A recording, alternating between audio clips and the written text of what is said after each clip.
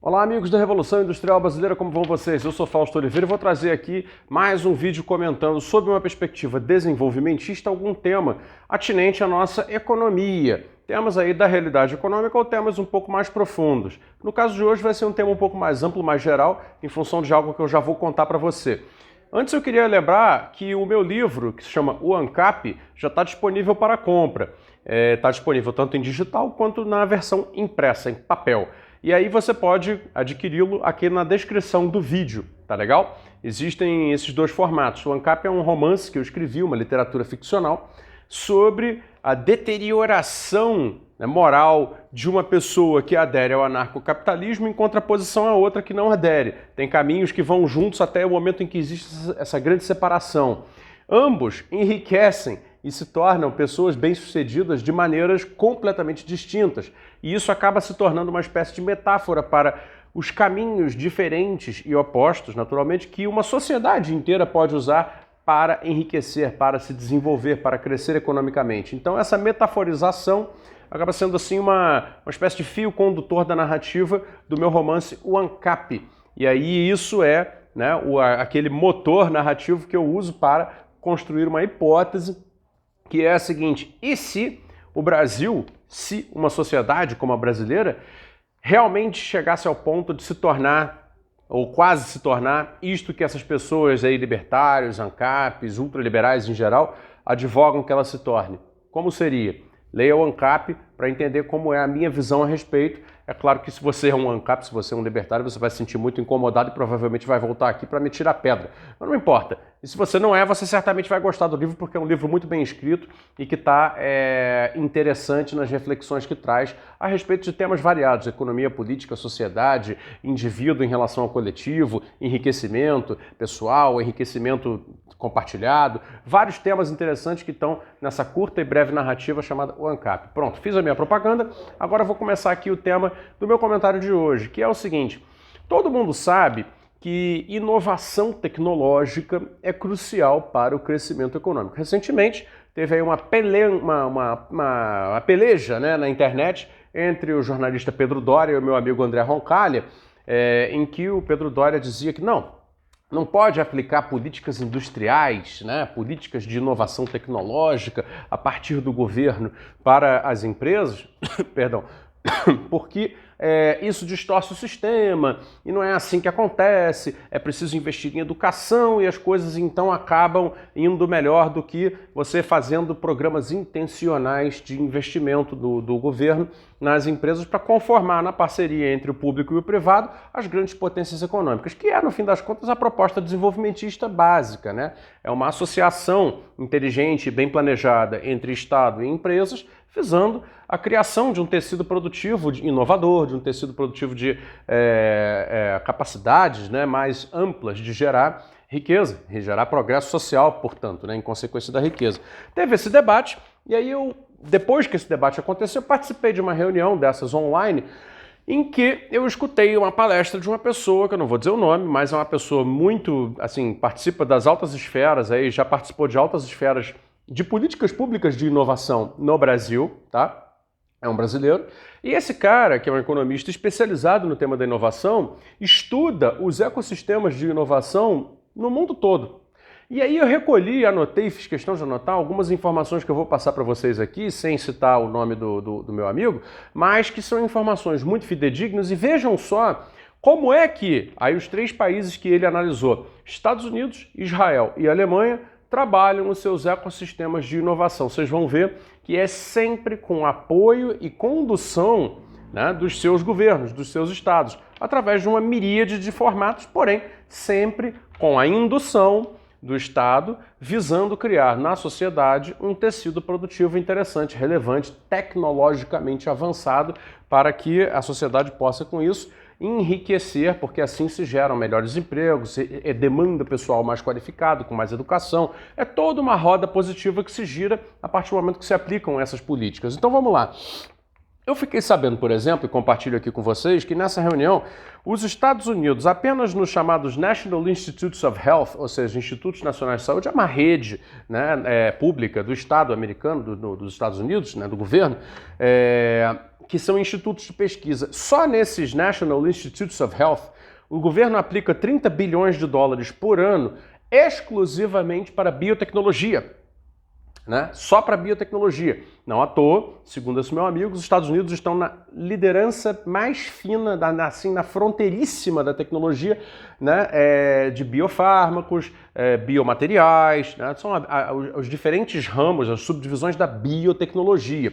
Como é que esse dinheiro é aplicado? Ele é aplicado, por exemplo, pelos instrumentos de compra pública, que é quando o Estado vai lá e compra de uma empresa privada, né, e, portanto, gera receita para a empresa privada, né, compra de uma empresa privada o produto final da sua inovação. Então, no caso da biotecnologia, ele pode comprar, por exemplo, toneladas como se fala, remédios de base biológica, né, medicamentos, biomedicamentos. Ou ele faz, por exemplo, também encomendas tecnológicas. O que é uma encomenda tecnológica? É quando o Estado diz às empresas o seguinte: olha só, cara, eu preciso resolver determinado problema e quero uma tecnologia para este fim, esta finalidade. As empresas, então, recebem da parte do Estado um baita de um financiamento, antecipado, né?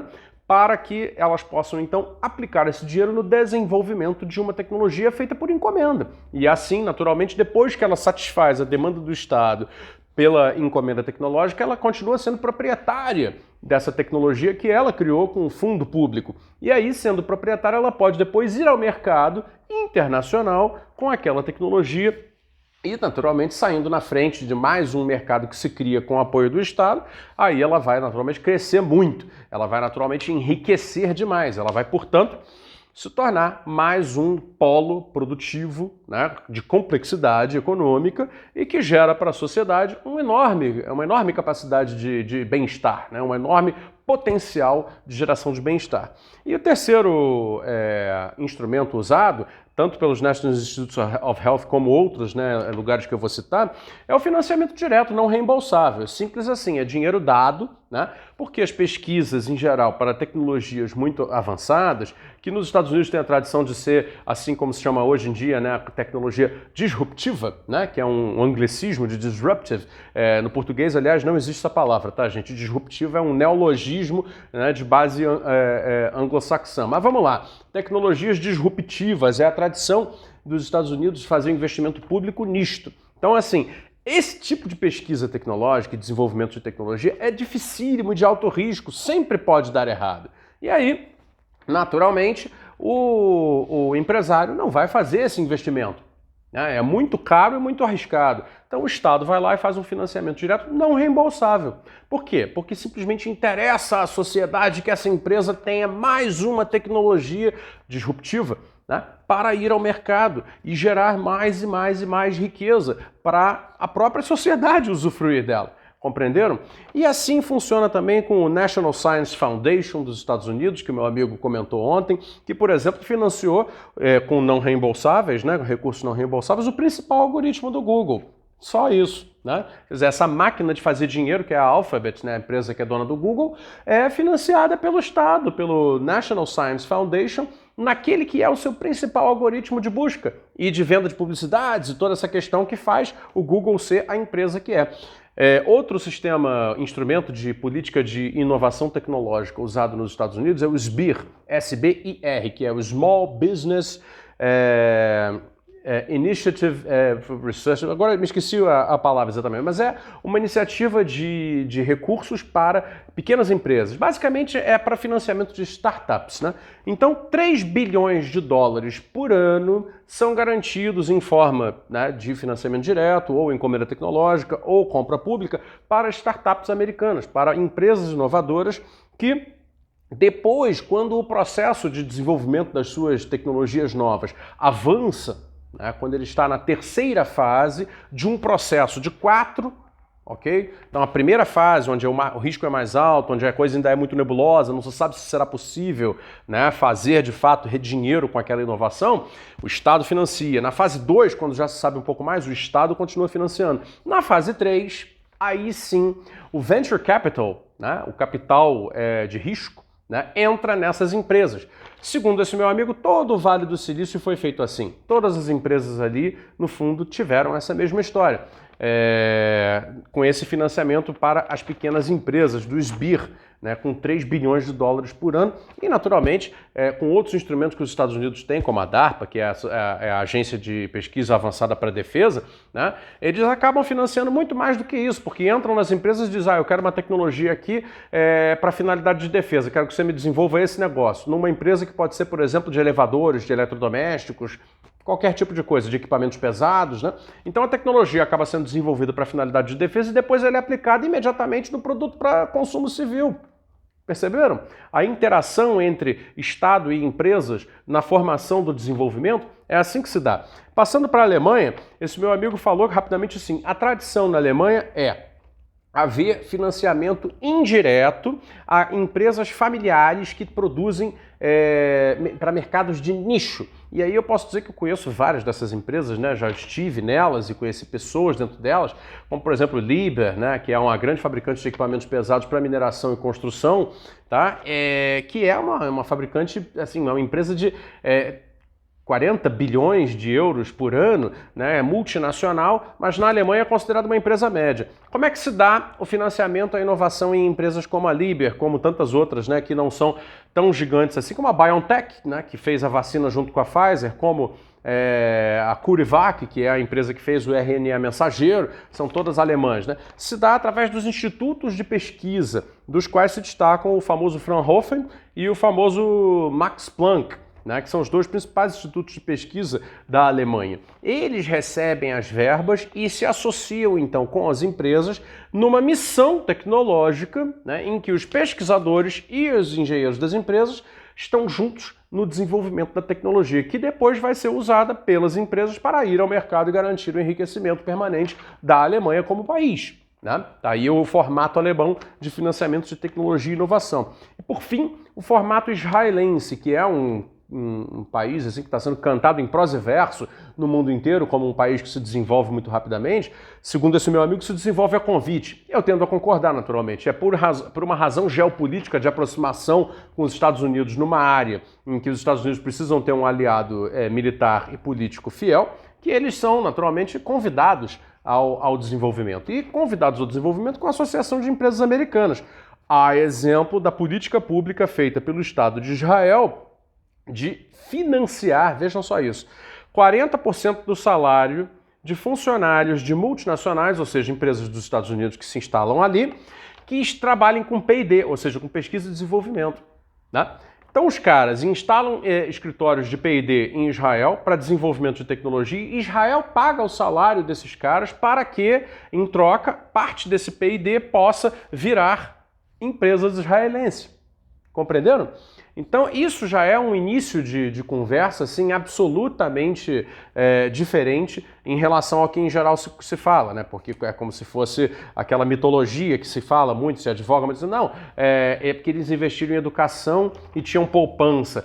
Uma ova, né? Por trás dos processos sempre há, né, narrativas muito mais concretas, sempre vinculadas à economia política, sempre vinculadas a esse tipo, tá, de iniciativa da parte do poder público juntamente à iniciativa privada. Quer ver outra coisa que tem em Israel que é muito interessante? Tem um negócio chamado JVC, que era Jerusalem Venture Capital, ou seja, é uma autoridade israelense de inovação que financia startups. E aí se criou nas cidades de Tel Aviv, Haifa, própria Jerusalém também, esses polos produtivos de alta tecnologia, onde as pessoas já estão aí pela quarta, quinta startup. O cara faz uma startup e vende para uma corporação, né? Vende depois que agrega valor, naturalmente. E aí o venture capital privado só entra, segundo esse meu amigo, nas startups israelenses no final do ciclo de produção da tecnologia e da inovação, depois, portanto, de que o JVC, que é o orçamento público, financiou toda a pesquisa básica, todo o desenvolvimento elementar, né, todo o início da descoberta da tecnologia, a primeira aplicabilidade, os primeiros estudos, até a coisa chegar a um nível de quê? de segurança, de baixo risco. Aí o capital privado vai lá e investe. Então, essa interação acaba mobilizando o capital privado para investir. Não é o contrário, não é por haver pessoas educadas, não é por haver poupança, né, que o capital privado diz, eu tenho segurança de investir. Claro que não, os projetos de risco continuam sendo projetos de risco, independente de ter ou não pessoas bem educadas, independente de ter ou não poupança nacional. Né? É claro que essas coisas ajudam, mas elas não explicam sozinhas. Né? Quando você vê o que acontece de verdade no mundo, elas não explicam sozinhas os processos. Né?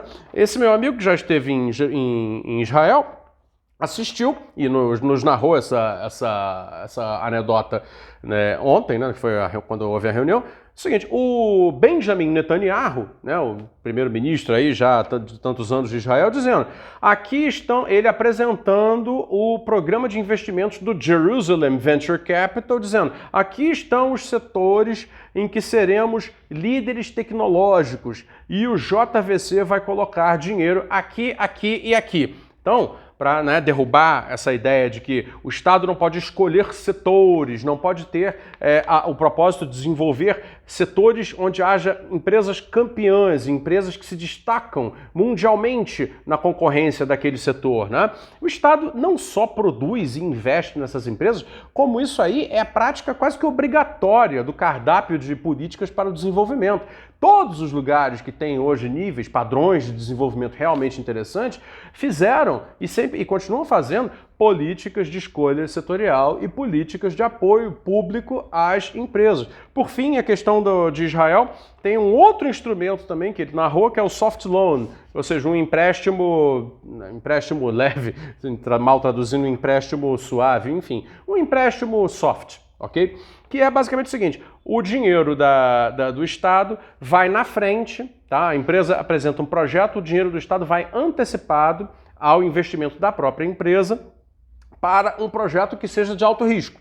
Se não for um projeto de alto risco, aí ele também não tem direito a isso, mas projeto de alto risco ele recebe o tal do soft loan, ou seja, um empréstimo do Estado, mas nesse empréstimo, se não der certo, preste atenção nisso, a empresa não devolve o dinheiro para o Estado, se não der certo. E se der certo, ela devolve só corrigindo pela inflação, que é claro, né, bastante pequena.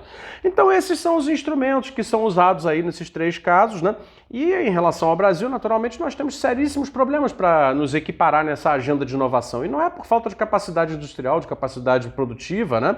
É por falta do seguinte, é por falta de política pública de desenvolvimento que seja capaz de mobilizar tanto o capital público quanto o capital privado, na obtenção de níveis de investimento em inovação decentes, coerentes com as necessidades de um país como o Brasil. Você quer ver algumas distorções no caso brasileiro? Vamos lá. Aqui, o crédito e o incentivo fiscal são os instrumentos mais usados para o financiamento à inovação. Tá? Mas acontece que a inovação é mexer com incerteza. E incerteza se define como aquele risco que não é quantificável. Ou seja, como é que você vai tomar um crédito? Como é que você vai fazer uma política de incentivo fiscal? Ou seja, você dizer para a empresa, faça o seu investimento de alto risco que eu não te cobro imposto depois. Ou então, toma aqui um empréstimo para você me pagar a juros, né, que é o crédito, né, quando o seu empreendimento der certo. A incerteza não comporta esse tipo de modalidade. Né? O que precisa, de fato, é o financiamento público direto, é a compra pública, é a encomenda tecnológica, que no Brasil sequer existe. Né? Então, esses instrumentos, sim, são conducentes à inovação tecnológica, ao crescimento de longo prazo de empresas realmente relevantes no cenário internacional. O desenvolvimento, meus amigos, se faz dessa maneira. Um último dado a respeito do Brasil, colocado pelo meu amigo, é o seguinte, que apesar do Brasil hoje já ter alguns instrumentos interessantes, como a Embrapi, que é um instrumento de financiamento não reembolsável em contratos com centros de pesquisa e empresas privadas, em que o governo entra com uma parte e a empresa entra com outra, né? É um estímulo à mobilização do capital privado para a inovação. Por outro lado, existe da parte dos burocratas brasileiros do Estado um medo muito grande de mobilizar políticas de financiamento de inovação. Por quê? Porque os órgãos de controle, como o TCU, como o CGU, etc., têm uma cultura de achar que se a coisa não deu absolutamente certo, dentro de todos os paradigmas, dentro de todos os parâmetros, de toda a letra da lei, que é muito complexa no Brasil, só por isso já vai se processar, só por isso já vai se bloquear, só por isso já vai, porque sempre há esse fantasma maluco, essa neurose nacional com a corrupção. Ou seja, né, com isso, é mais um bebê que vai para a vala junto com a água suja do banho. O Brasil não investe em inovação, também porque, da parte dos órgãos de controle, existe uma fiscalização obsessiva contra uma coisa que é lidar com a incerteza, porque lidar com a incerteza do investimento na alta tecnologia pressupõe, né, aceitação de fracassos ocasionais. Eles vão acontecer, é impossível não acontecer. Ocorre que no meio desse processo você faz os acertos e os acertos compensam os fracassos, mas no Brasil ninguém entende isso. Então fica aqui esse meu vídeo sobre esse relato que eu escutei de primeira mão, que eu acho interessante para você conhecer melhor como se dão os processos de inovação tecnológica que conduzem ao desenvolvimento e contribuir com esse debate que eu considero já inútil, já frívolo, né? Inútil não, mas frívolo, né? Um debate raso a respeito de, né, ideias completamente simplificadoras, né, mistificações mesmo, de que basta você educar a sociedade e fazer poupança nacional, que o desenvolvimento certamente virá. Não vem. O que faz o desenvolvimento são iniciativas como estas, né, que eu narrei aqui, que esse meu amigo comentou. Tá bom, pessoal? Obrigado. Convido você mais uma vez a comprar aí o livro O ANCAP. A descrição, os links estão aqui na descrição do vídeo, tá bom? Obrigado, até uma próxima.